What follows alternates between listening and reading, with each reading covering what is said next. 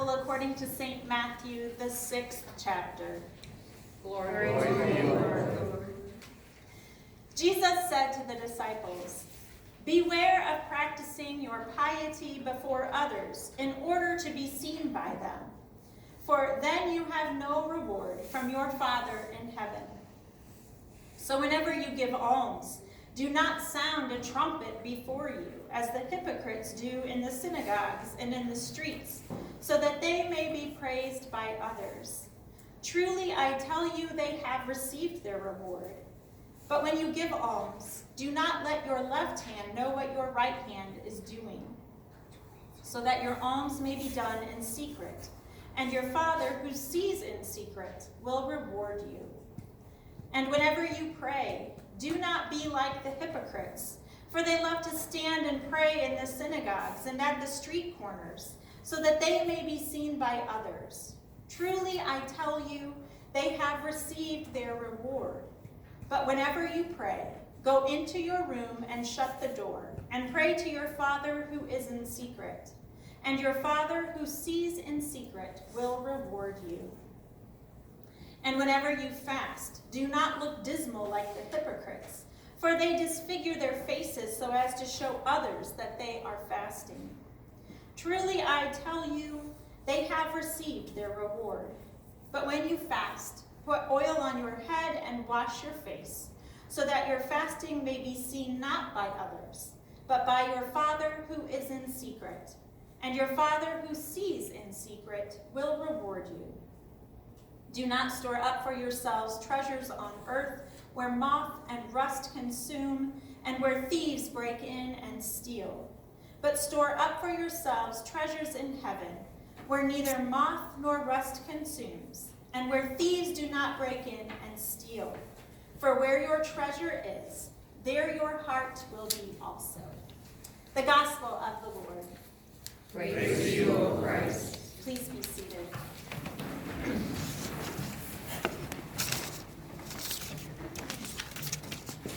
Now that we've been in the Gospel of Matthew for a couple Sundays before today, we've seen that Matthew, in his Sermon on the Mount, where we spent some time, was all about intention. Why are we doing what we're doing? And I think that's no different in our lessons for tonight. He is wanting people to be authentic, to be real in their faith, not to be doing it so that others can say, "Wow, look what a great faith that person has," but to be a real, authentic follower of Jesus, because it makes a difference in their life. So I decided to look up, which, believe me, you can get lost for hours looking this up, but I decided to look up, what does it mean to be an authentic Christian? What does that look like? This is one of the things of many of similar content that I found. This one was called the 5 Marks of Authentic Christianity. Number 1, unquenchable optimism, because you're operating under the belief in God's grace, love, and ultimate control, not Murphy's Law. And that there's triumph despite dangers, hardships, persecutions, etc. So, unquenchable optimism. 2, unvarying success. Always, always you will reach your goal, because it's God's goal. Number 3, unforgettable impact. You will have an impact on every person that you meet. It will be like a fragrance that they will go, "Oh, that is amazing." Unforgettable impact. Number 4, unimpeachable integrity. You will always act with integrity. You will never do anything without it. And number 5, undeniable reality. Now, I read that list, and maybe some of you are in agreement that that would be a really authentic way of living a Christian life, but I'm curious as to how many of you get 5 for 5 out of those.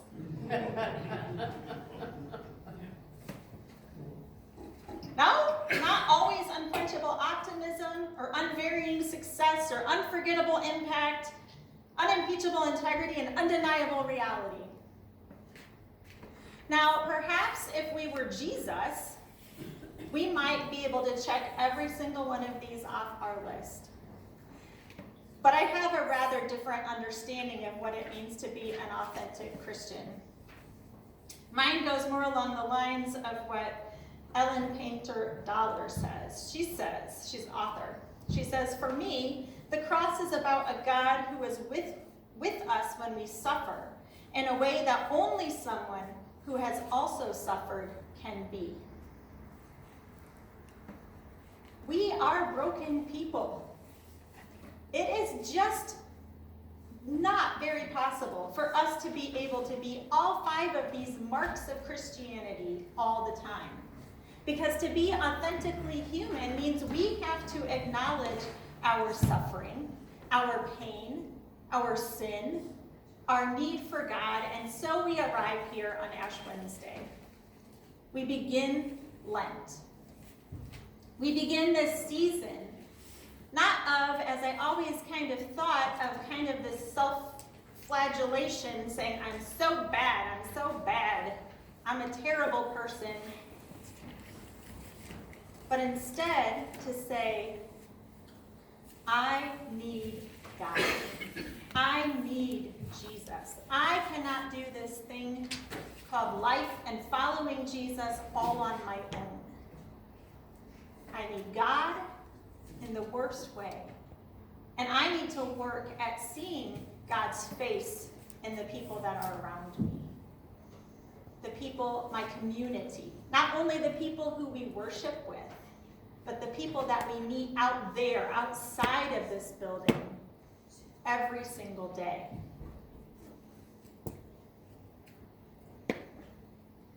And wouldn't it be great if we had this unquenchable optimism all the time, that we walked around and everything is good all the time because we know who God is? Wouldn't that be great?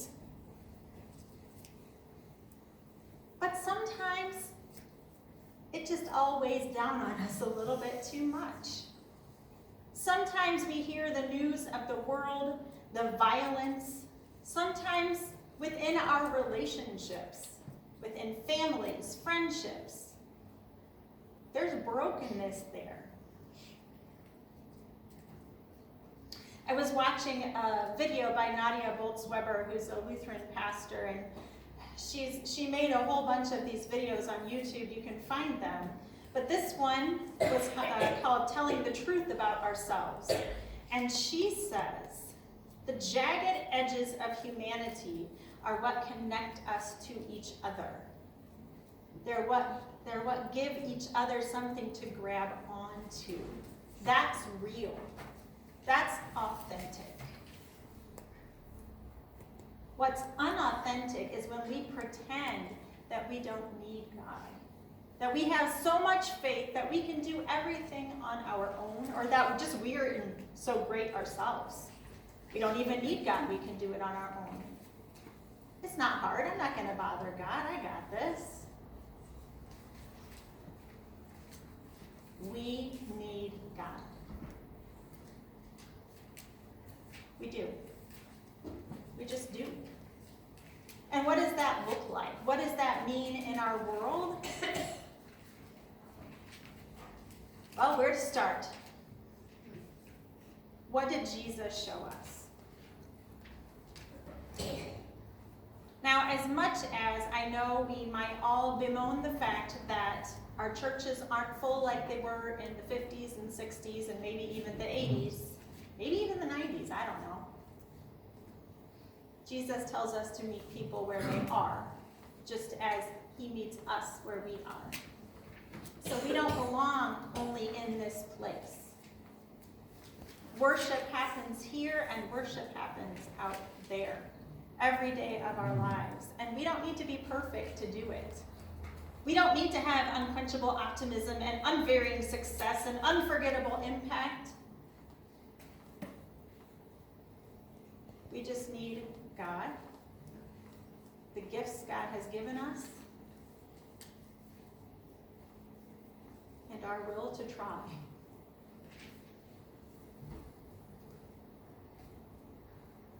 I make it sound easy, right? But it's not.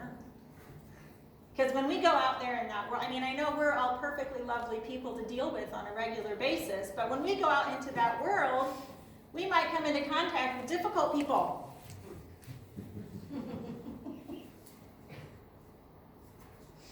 And that makes this hard. But remember, it's those jagged edges that bring us together. Our common humanity, remembering that we all need God and Jesus. In her book, Accidental Saints, Nadia Bolz-Weber talks about Ash Wednesday this way. She says, if our lives were a long piece of fabric with our baptism on one end and our funeral on the other, and we don't know the distance between the two, then Ash Wednesday is a time when that fabric is pinched in the middle and the ends are held up so that our baptism in the past and our funeral in the future meet. And in that meeting, we are reminded of promises, that we are God's, that there is no sin, no darkness, and yes, no grave that God will not come to find us in and love us back to life.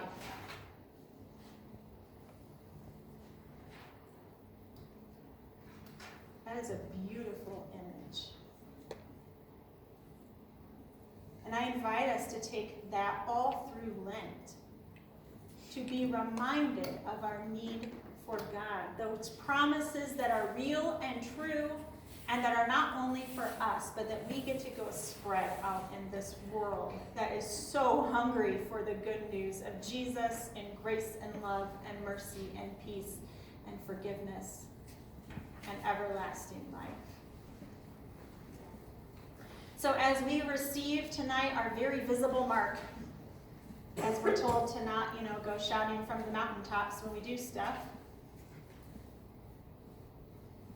that it is a reminder to us that we see the humanity in ourselves as we look in the mirror, and that we see humanity in the people that are here tonight.